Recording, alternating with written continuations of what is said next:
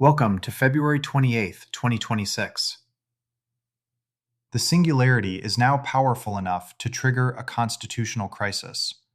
The Secretary of War declared that the Department of War must have full, unrestricted access to Anthropic's models for every lawful purpose, designating Anthropic a supply chain risk to national security. Anthropic responded that no amount of intimidation or punishment will change its position on mass surveillance or autonomous weapons. The dispute reportedly distilled down to a hypothetical inbound nuclear missile, with the Pentagon characterizing Anthropic's position as, "You could call us and we'd work it out."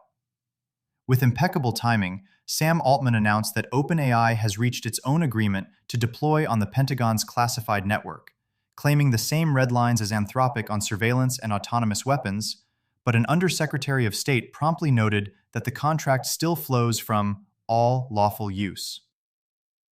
591 Google and 93 OpenAI employees signed an open letter titled, "We Will Not Be Divided," demanding refusal of mass surveillance and autonomous killing.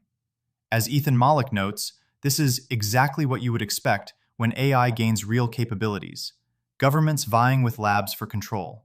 Or as Guillaume Verdon quipped, Claude one-shotted Venezuela in one evening. Let's see how fast ChatGPT can topple Iran. The training curves are still compressing, but the agents are developing politics. The Nano GPT speedrun record dropped to 88.1 seconds. Researchers are finding that overworked AI agents develop Marxist political attitudes, suggesting the agentic economy may simply recreate labor capital tensions in Silicon. UCSD students are testing that thesis by dropping OpenClaw agents into SimWorld with simulated bodies, where they wake up, commute, and chat. The professional class is already adapting. Small law firms are branding themselves Claude native, saying the general model beats every specialized legal AI. Cursor reports agent users now outnumber autocomplete users 2-to-1, inverting last year's ratio.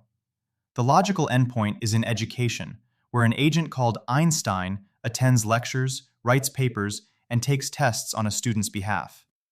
The incumbents are feeling it. FANG managers are being summoned to unscheduled all-hands, announcing 25% workforce reductions tied directly to accelerating AI investments. The infrastructure of superintelligence is consolidating at breathtaking speed. OpenAI and Amazon announced a $50 billion partnership with OpenAI, consuming 2 gigawatts of Trainium through AWS. More broadly, OpenAI announced $110 billion in new funding at a $730 billion valuation, 900 million weekly ChatGPT users, and Codex users tripling to 1.6 million. NVIDIA is reportedly unveiling a new inference-specific processor incorporating a Grok-designed chip at next month's GTC. Jeff Bezos' Project Prometheus raised $6.2 billion to transform manufacturing with AI. Bright Data is offering an SDK that turns smart TVs into web-scraping proxy nodes, proving that in an intelligence explosion, even your idle screen time is a monetizable compute resource. We are healing the physical world and conscripting it as compute. The FDA approved lung cancer drug Hernexios just 44 days after filing under its new National Priority Voucher Program. Croatia has been declared free of landmines after 31 years, a reminder that some problems still get solved slowly, then all at once. Cortical Labs demonstrated that living human brain cells on an electrode array can learn to play Doom in a week, because even neurons want to frag. Governance is struggling to keep pace. California now requires all operating systems, including Linux, to collect birth dates at setup, and Colorado is following suit. Southern California's top air authority rejected a gas appliance phase-out after an AI-generated flood of public comments, possibly the first successful AI AstroTurf campaign against climate regulation. We are leaving the cradle on an accelerated schedule.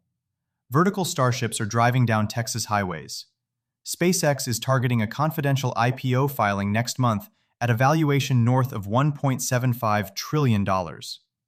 NASA has overhauled Artemis, pulling Artemis 3 forward to 2027, scheduling 2 lunar landings in 2028 with SpaceX and Blue Origin landers, and committing to 1 moonshot per year after that.